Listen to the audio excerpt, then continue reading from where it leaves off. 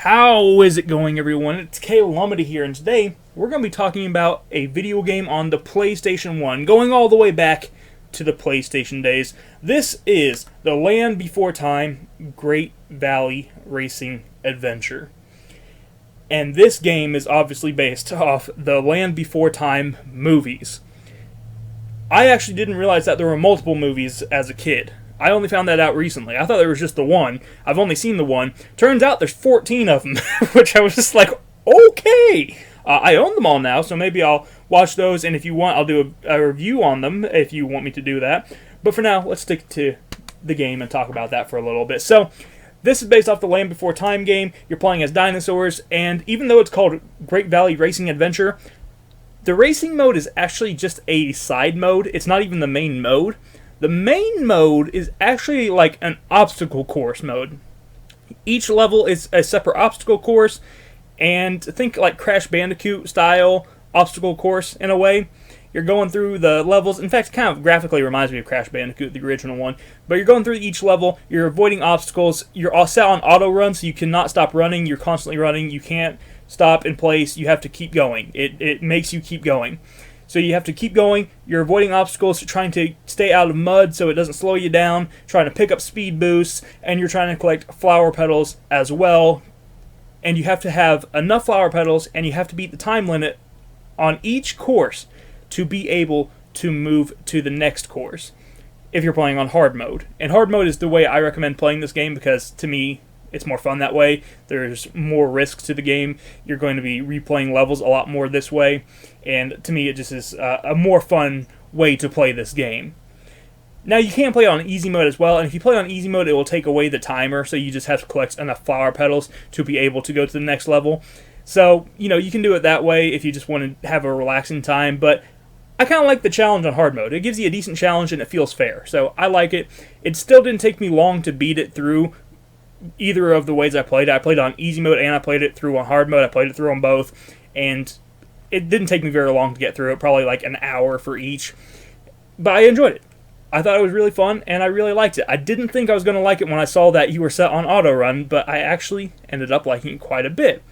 There's little shortcuts that you can find on the actual obstacle courses to get you through them quicker. Basically, there's these little ramps that you can hit, and they have a little red flower petal, and that flower petal will launch you up into the air onto this top ledge where there's more flower petals to collect. So you'll be boosting your flower petal count, and you'll also be able to skip a bunch of the terrain that will slow you down. So that's kind of cool.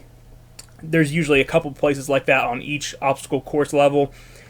And overall, it's just a fun, simple game. It feels like an arcade game. Like, if this was in an arcade, it wouldn't surprise me. I don't think that this was ever an arcade game or anything like that, but it just feels like something you would see in like a Mr. Gaddy's. You go in and you just see an arcade machine with Great Valley Racing Adventure. It just seems like that type of game, and it even feels like an arcade game. It even keeps track of your high scores.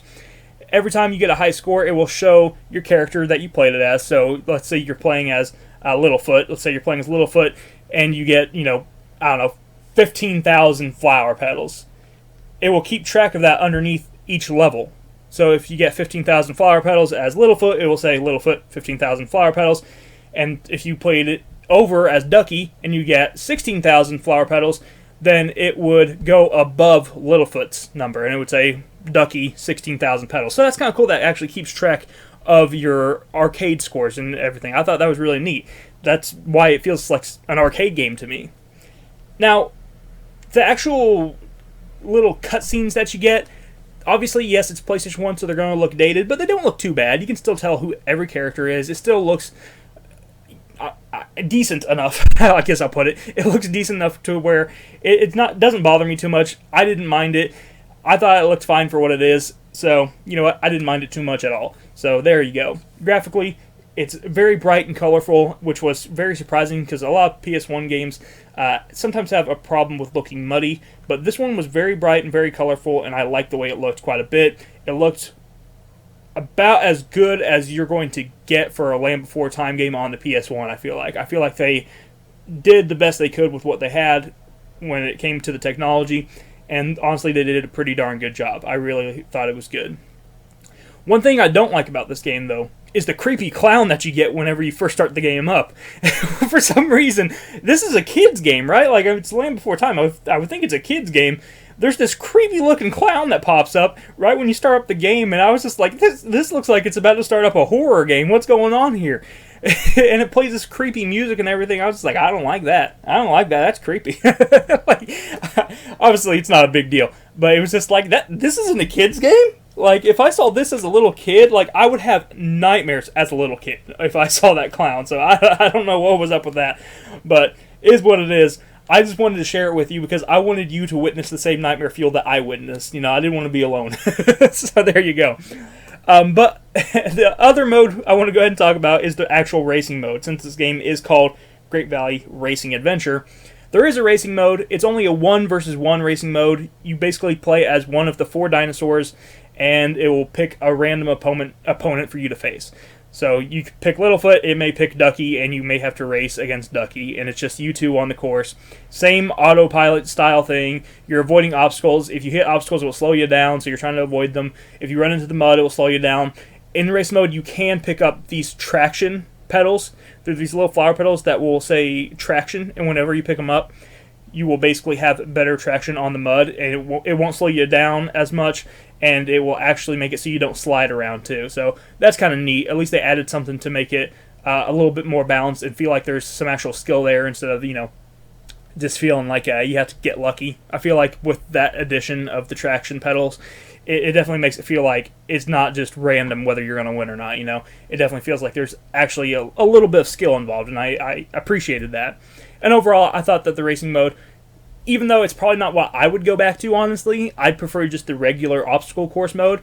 The racing mode, for what it is fine. I don't think that this game should have been called Great Valley Racing Adventure, since it's literally just a side mode, and honestly, it's not even as fun as the main obstacle course mode, but they probably had to do that for marketing reasons, knowing that, you know, if you name it Land Before Time obstacle course, maybe people probably wouldn't enjoy it as much as they did if it was a racing adventure. So, you know, a little bit of a tall tale of that title there, you know, kind of stretching that title a little bit. You know, it's not really much of a racing game, but like I said, they probably had to do it for marketing reasons.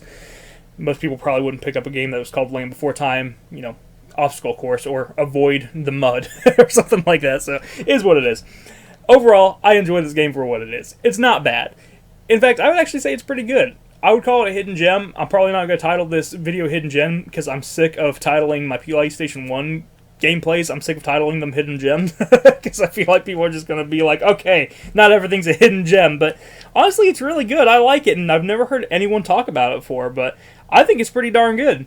Check it out. And it's really cheap still, too. I got it for $7, so you can find it really cheap, and I definitely think that you should try it out if you are a fan of, well, it's kind of, I guess, arcade games, you know, arcade-style games. It's kind of hard to compare this to other games. Like, yeah, it looks like Crash Bandicoot in terms of the way the graphics look and everything, and the colorful just nature of the game. But the way it controls, I mean, it controls a little bit like Crash Bandicoot, but with that auto-run feature and everything like that, and with the whole obstacle course stuff, there's not really a game I've played that's quite like it. So, I don't know. It's kind of hard to recommend this to someone based on another game. So all I can say is if you're looking for something different on the PS1, something that's kind of arcadey, then check this one out.